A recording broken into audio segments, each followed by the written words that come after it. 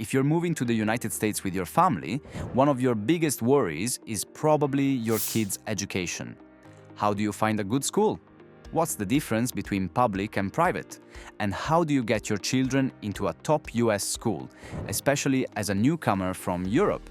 Today, I'll walk you through my journey, the challenges we faced, and the real steps we took to get our kids into one of the best schools in our area. Let's start with the basics, the US school system explained. Unlike many European countries, the US school system is highly local. Where you live often determines where your children can go to school. There are three main types of schools. Public schools, funded by local taxes and free to attend. Quality varies a lot depending on the neighborhood. Charter schools, publicly funded but independently run, sometimes with special programs or teaching styles. Private schools, funded by tuition and donations. These can be religious, international, or elite prep schools. Step 1. Research, research, research. Before we even moved, I started researching schools online. Websites like greatschools.org, niche.com, and even local Facebook groups were incredibly helpful. I looked at test scores, rankings, parent reviews, and what special programs each school offered. I also checked out the US News and World Report rankings for high schools. But here's the first surprise. Your address matters a lot. For public schools, you're usually assigned to a school based on your home address, known as your school district. Some districts have amazing schools and others not so much. This meant that choosing where to live was just as important as choosing the school itself. Step 2. House hunting with schools in mind. We quickly realized that if we wanted our kids in a top-rated public school, we had to move into the right district. In some cities, the difference between an average school and a top school can be just a few blocks. Real estate agents are used to this and can help you find homes in the best districts, but be prepared. Houses in top school zones are often more expensive and sell quickly. Step 3. Understanding the enrollment process. Once we found a home, we had to register our kids. For public schools, this meant going to the district office with a stack of paperwork, proof of address, birth certificates, immunization records, previous school transcripts, and sometimes even a physical exam form from a US doctor. For charter schools, we had to apply directly, usually online. Many use a lottery system, so there's no guarantee of getting in. Private schools were a whole different game. Applications, essays, interviews, and sometimes entrance exams. Some even wanted our kids' grades and teacher recommendations from their previous school. Step 4. The language barrier. If your kids don't speak English fluently, don't panic. US schools offer English as a second language ESL programs to help new arrivals catch up. We made sure to ask about these programs during our school visits, and most schools were very supportive. Step 5. Visiting schools and meeting teachers. We toured several schools before making a decision.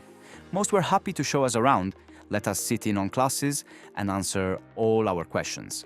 I recommend visiting in person if you can. It gives you a real feel for the school culture, the facilities, and how happy the students seem. We also met with counselors and teachers to discuss our kids' needs and how they could transition smoothly. Everyone was welcoming and eager to help. Step 6. Getting involved. Once our kids were enrolled, we jumped into the school community. US schools love parent involvement. There are PTA meetings, volunteering, fundraising events, and class parties. Getting involved helped our kids and us make friends and feel at home much faster. Step 7. Private and magnet schools, the extra mile. If you want to aim even higher, consider private or magnet schools.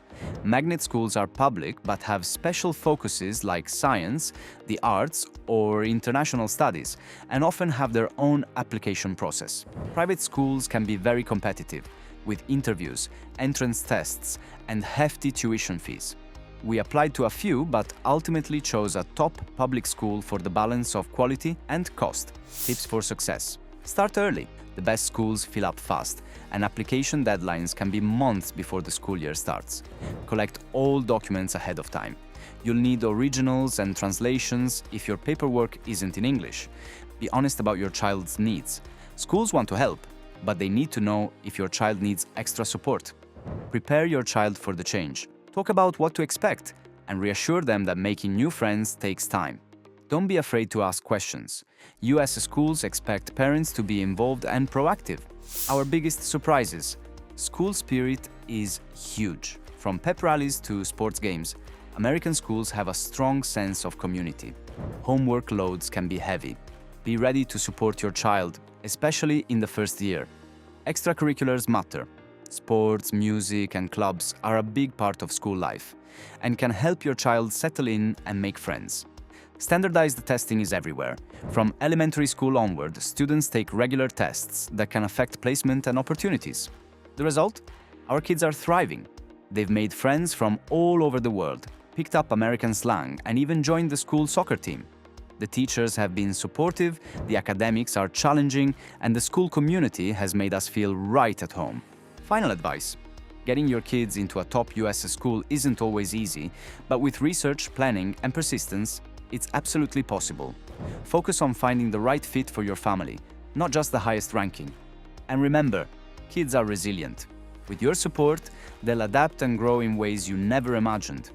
If you have questions about US schools, need advice on the enrollment process, or want to share your own experience, drop a comment below. And don't forget to subscribe for more real-life tips about moving to and thriving in the United States. Thanks for listening, and I'll see you in the next one. Thanks for watching. We hope you found this video helpful as you prepare for your move to the United States. If you found value in the information and advice provided, please consider supporting the podcast on Patreon. Your donations will allow us to continue creating new episodes and videos to help even more people with their relocation to America. Just visit patreon.com/movingtotheus to sign up. Until next time, best of luck with your move.